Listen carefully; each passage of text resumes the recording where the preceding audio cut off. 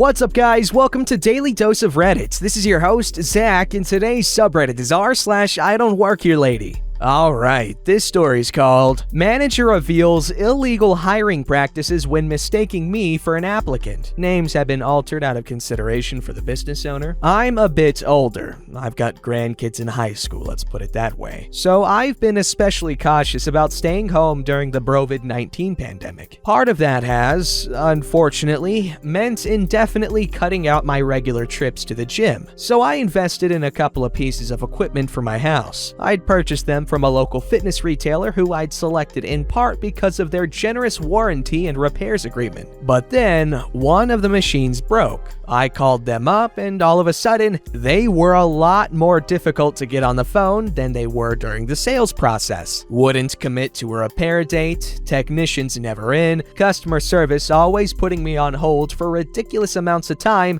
even though it was a small local store. Just endless. Finally, I decided to go over and sort it out in person. At this point, our state was only just beginning to open up, so things like fitness equipment stores weren't seeing a surge of foot traffic yet, and I was surprised to find about a dozen cars parked in the lot, mostly lifted trucks and Jeeps with Punisher stickers and similar embellishments.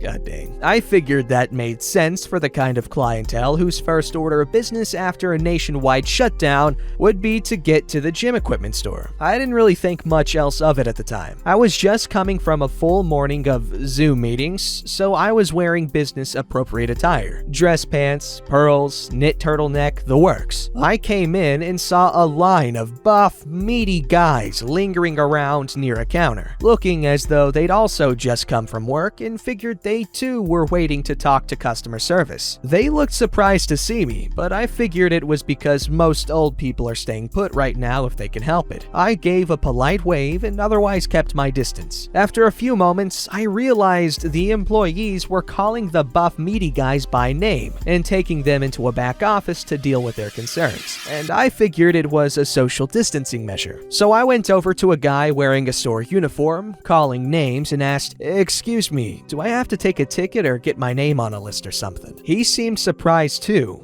But again, I chalked it up to age. He said to wait a minute. I asked if I should get started on any paperwork. A lot of the guys were filling things out, and I figured they were claims related to repairs or other information I need to provide to expedite the process. But he just kept insisting I wait there. Meanwhile, a more senior guy kept surfacing every few minutes calling for people to talk to him in the back. "Brett, Tony." But the more junior guy pulled him to the side and pointed me out. I waved. The more senior guy came over and asked, "Hi, ma'am, are you sure you're in the right place?" And I replied, "Oh, definitely. I've been planning to come down here all week." And he said, "All right then, we can chat right now. You want to come on back? You ready?" The beefy guys were exchanging some puzzled looks, but I thought it was because I was jumping the queue. I assumed they were prioritizing me because I was at the highest risk. I said, "Oh, that's sweet of you, but these men were here before me. I'm fine to wait. Why don't you give me any requisite paperwork to take care of in the meantime?" But he just shook his head, going, "Well, before you fill anything out, why don't we talk first?" And off we went. I sat down in a small back office across from these two men at a desk. It seemed like quite the to-do over scheduling a simple repair, but I figured this was life in the new normal. So they looked at each other as though neither quite knew what to say, and I'm thinking, is this both their first day on the job? Let's get on with it here. Finally, the more senior one cautiously ventured, "So,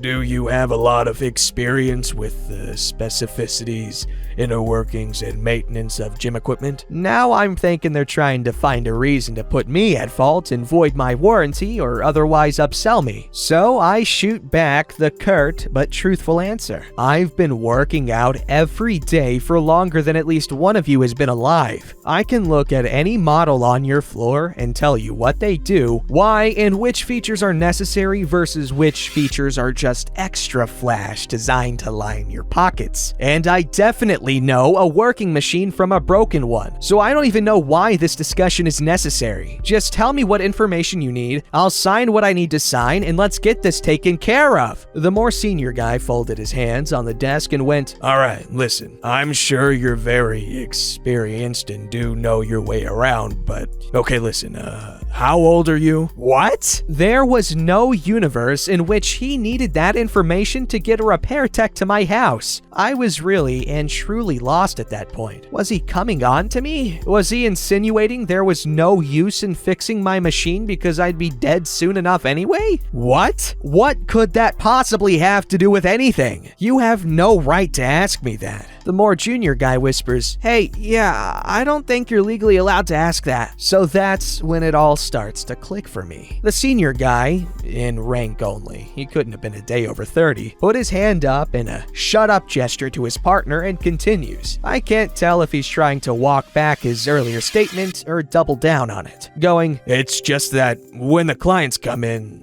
they're gonna have a much easier time trusting someone who looks like them. So it's not even so much about age than that you're a woman." The junior guy gasps in pain dismay. "Bro, no!" and turns to me, switching into professional mode from night to day in an instant. "What my colleague meant to convey is that we are targeting a certain demographic," and he ran out of buzzwords with that sentence alone. They realized the situation was getting away from them at that point as I sat in silence, staring daggers into them. Finally, fully understanding that I'd walked into a pool of job applicants and been mistaken for one, I said, "You realize it's illegal to ask an applicant their age or discriminate on the basis of gender?" The senior guy definitely thought he had the situation handled as he exclaimed, "It's not really about us, ma'am. We're trying to keep you safe, you know? We're not saying you can't work here, like that you're incapable, just that you shouldn't. Like we're doing you a favor by not considering you, really. There's a lot of heavy lifting that's not safe for older people. Your bone density decreases hand over fist as you age. Haven't you noticed that? And you'd be in the store alone sometimes with other employees. You'd be the only woman here, and that would be very uncomfortable. For you, I mean." I wanted to be sure that I had my bases covered, because I'm lucky to have stable employment, but plenty of my old bitty peers are struggling right now, and it infuriates me to think they're ever dealing with this kind of bullcrap. So I went, "Well, thanks for your concern, but times are tough and I'm qualified for this position, so I'd still like to fill out an application." The junior guy looked like he wanted to give me one just to make this end, but the senior guy said firmly, "For all the reasons I just outlined, I don't think that's a good idea. I'd heard enough. No way this infant sweat stain owned and operated a business, so I asked to speak to the owner. They said the owner wasn't reachable by phone. There was a tray of business cards on the desk, so I picked up the one with owner listed on it. While it did only have a phone number for the main business line, it also had an email. So I said, "Guess I'll just email him then. Now I need your full names." The junior guy said his name was Ken Lopez. Fine. The senior guy said his name was Brian Smith. I nodded and asked, "Hey, Brian, why's your shirt say Andy on it?" I found his real card and took it for my records. I didn't want to give the guy any opportunities to hide behind those bogus excuses. So as I turned to leave, I concluded a final time with feeling, "Just so we're clear, you're saying you will not even let me apply for the job because you won't consider me based on my age and gender." He tried to stay silent at first, but eventually cracked under pressure and babbled, "Look, it is what it is, ma'am," while his clueless junior counterpart said, "Good luck on the job search," and tried to offer me a coupon for my trouble of having driven all the way here. I had no sympathy for the junior one either though, because he didn't give me an application back at the beginning when I still thought I was in line for customer service. He took one look at me and got his boss instead to weed me out. So I left shortly after that point and exchanged emails with the owner.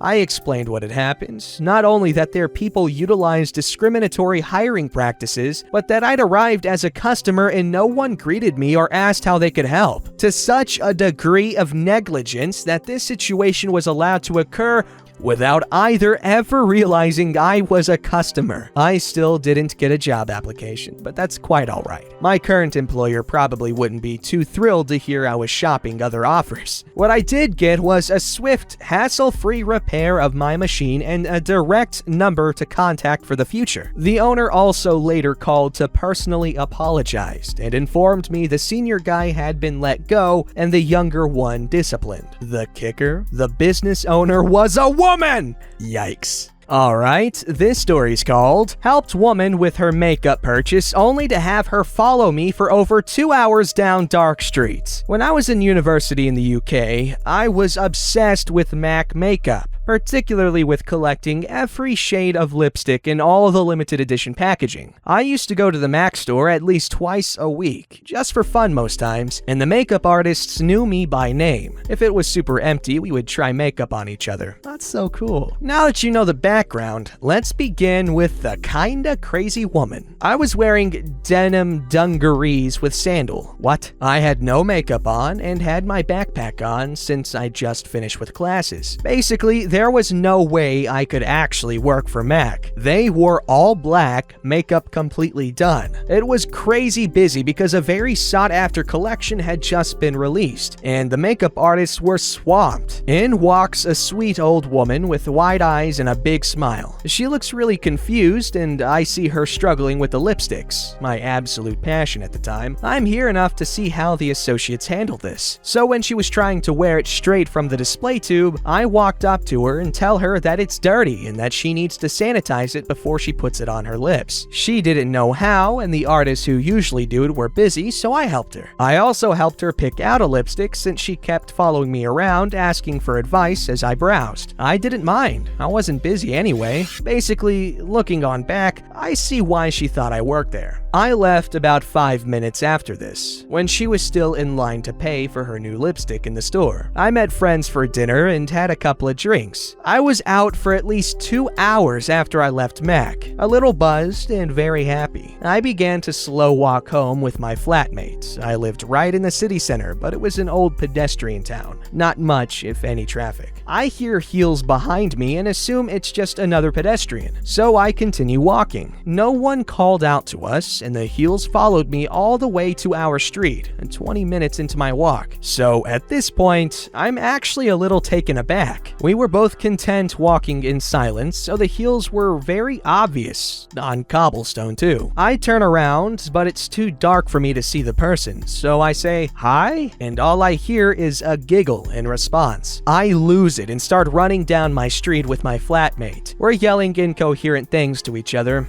I don't even think my flatmate knew why I ran, but she just joined anyway. When I hear a woman scream, "No, I'm sorry. I didn't mean to scare you. I'm so sorry." We both stop and stare at this old but tall woman hobble run to us on her little clunky heels. She runs straight to me and stops like 3 feet away and holds out money. I'm absolutely shocked and looked at her in silence while panting with fear. She goes, "I never paid you your commission for your sale.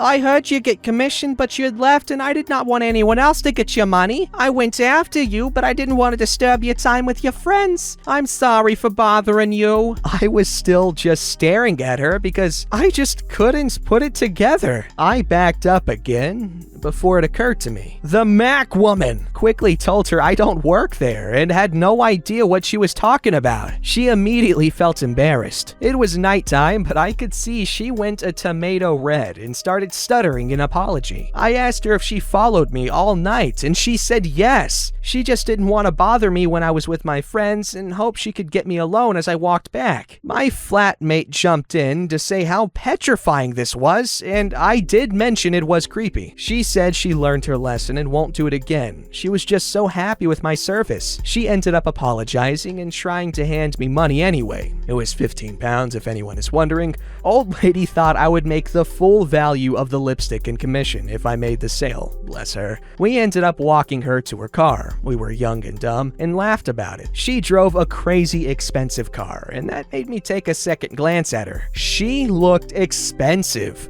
I don't think she really knew how the world worked outside her wealthy little bubble. She pretty much admitted as much on the walk. She said this is her first time away from home by herself. Usually, her husband flies with her. She lives an hour's drive away, so... Huh? And her adopted daughters are away at boarding school in Switzerland. She had never been shopping by herself, and it was her first time in a mall. Suddenly, it made more sense. Wow, okay, you know what? Honestly, seems like a cool person to have as a friend, not just because they're rich, but just the different lifestyle. It just seems like a very interesting sort of person to, observe. Not that they're for observation, but, friendship and stuff. But that seems like a really cool lady. Very nice. I was definitely a little weird, but nice. 15 pounds can go a long way for a lot of people. Don't forget to like, subscribe, and hit that bell to never miss an episode.